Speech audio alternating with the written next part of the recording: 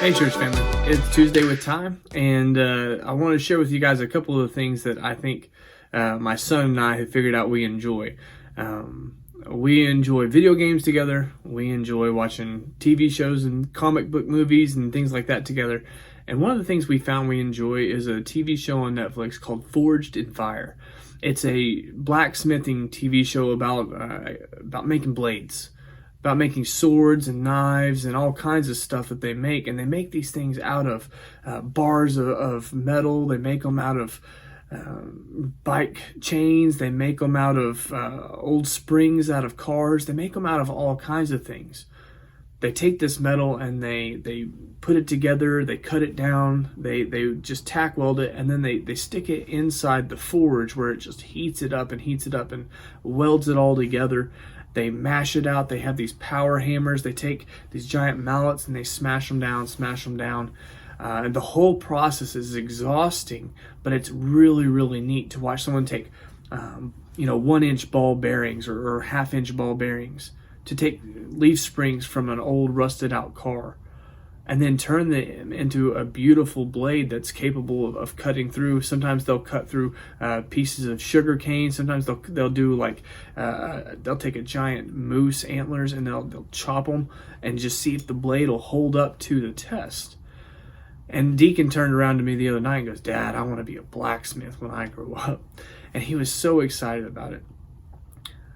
But one of the things he's excited about is to take something that is possibly useless and to retool it into something that's incredibly useful.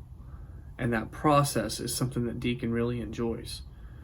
You see, I think God does the same thing with us sometimes. He puts us through the fire. He puts us into intense situations that we probably can't handle by ourselves. We need to rely on Him. And then He pulls us from the fire, and it seems like the time we get out of that troublesome situation, we turn around and find ourselves going, whew, only to get slammed by something else. Just the same way those bladesmiths are pulling that metal out of the fire and then shaping it over the anvil and pounding on it. Sometimes we go from the fire to the pounding, it seems like, and we can't seem to catch a break.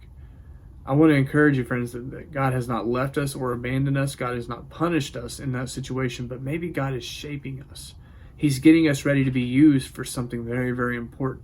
Something we weren't ready for before, as a leaf spring or as ball bearings. We weren't ready and prepared for that, but God is shaping us to be ready for a new task, for a new project, for a new situation. We see the same kind of thing in Malachi chapter 3. Where God is talking to the priests of the Levites, the priests of Israel. And as He's talking to them, He's telling them, "Look, I'm about to send the refiner's fire, not an incendiary fire, not a destroying fire, but a refiner's fire." And He's saying this so that we understand, look, I'm going to remove the impurity. I'm going to prepare you for something new, and I'm going to purify you as I do it. So whatever you're going through right now, it's 2020. You're going through all kinds of stuff. Even when you're not going through things, you're about to go through things. My family's seen it a lot here recently. But we don't lose hope and we don't lose faith. Instead, we trust that the Lord's refining fire is purifying us and making us ready for His purposes, for His kingdom. And we hold on to that hope. What's God getting you ready for? I hope that you guys are encouraged. Until next time, love you guys. See you later.